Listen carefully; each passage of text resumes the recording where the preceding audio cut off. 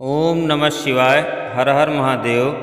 श्राद्ध पक्ष में किसी भी दिन आप सिर्फ एक बार इस उपाय को कर लीजिए। यदि आपके घर में पितृदोष की समस्या है तो उससे छुटकारा मिल जाएगा। पहले आप यह समझ लीजिए कि पितृदोष के लक्षण क्या होते हैं।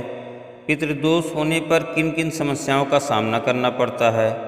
यदि आपके घर में हमेशा अशांति बनी रहती है, क्लेश बना रहता है, छोटी छोटी बातों को लेकर परिवार के सदस्य हमेशा बहस करते हैं, आपस में झगड़ते रहते हैं, तो यह पितृदोष के लक्षण होते हैं।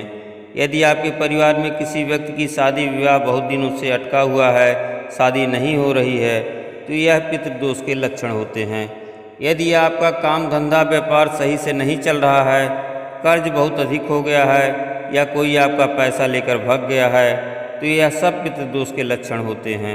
रात भर गलत गलत सपने आना, नींद ना आना, यह सब पितृदोष के लक्षण होते हैं। धन को लेकर हमेशा परेशान रहना, पैसे की बचत ना हो पाना, परिवार का कोई सदस्य गलत संगत में रहने लगे, जुआ शराब या अन्य कई गलत आदतों में पड़ जाना भी पितृदोष के लक्षण होते हैं।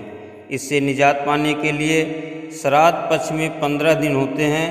15 दिन में आप किसी भी एक दिन यह उपाय कर सकते हैं।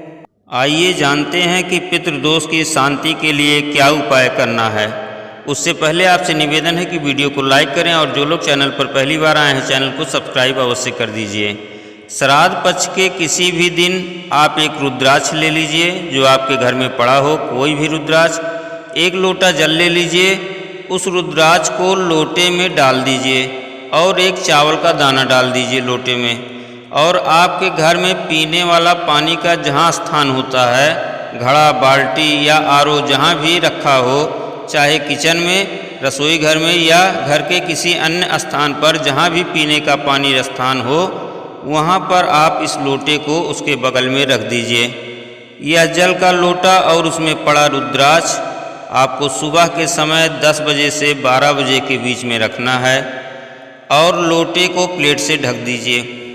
फिर शाम के समय आपको ओम नमः शिवाय, श्री शिवाय नमस्तुभ्यम, जय श्री महाकाल, हर हर महादेव, गायत्री मंत्र या मृत्युंजय मंत्र या राम कृष्ण हरि ओम, जिस किसी भी मंत्र का आप जप करना चाहें या जिस भी मंत्र का आप जप स्मरण हमेशा करते हैं, उस मंत्र का जप करते हुए एक दीपक गाय के घी का लंबी बाती वाला उसी स्थान पर जहां आपने कलश रखा हुआ है, दक्षिण दिशा की तरफ दीपक का मुख होना चाहिए, वहीं पर रखकर दीपक को जला दीजिए। जलते हुए दीपक की बाती दक्षिण दिशा में ही होना चाहिए, इस बात का विशेष ध्यान रखना है।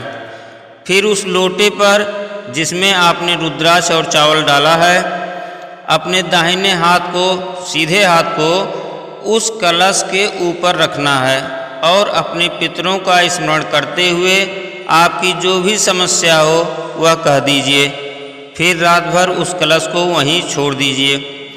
दूसरे दिन सुबह 10 बजे से 12 बजे के बीच में कलश को शिव मंदिर या आपके घर के बाहर जो शिवलिंग है उस पर उस कलश के जल को चढ़ा दीजिए और उसमें रखा रुद्राक्ष वापस घर ले आइए और उस रुद्राक्ष को घर में किसी भी सुरक्षित स्थान पर रख दीजिए और साल भर पड़ा रहने दीजिए।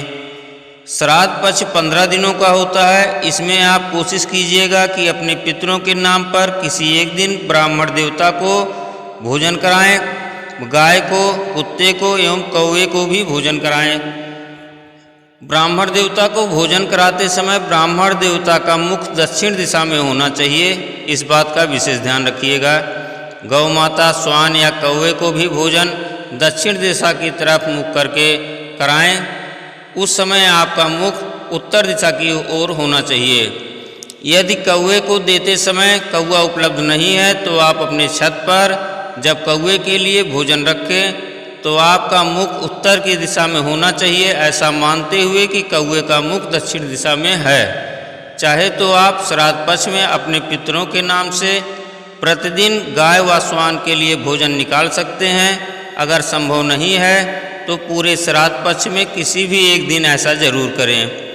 पितृदोष से संबंधित सभी कष्ट समाप्त हो जाएंगे। पितरों का आशीर्वाद आपके घर परिवार पर हमेशा बनी रहेगी।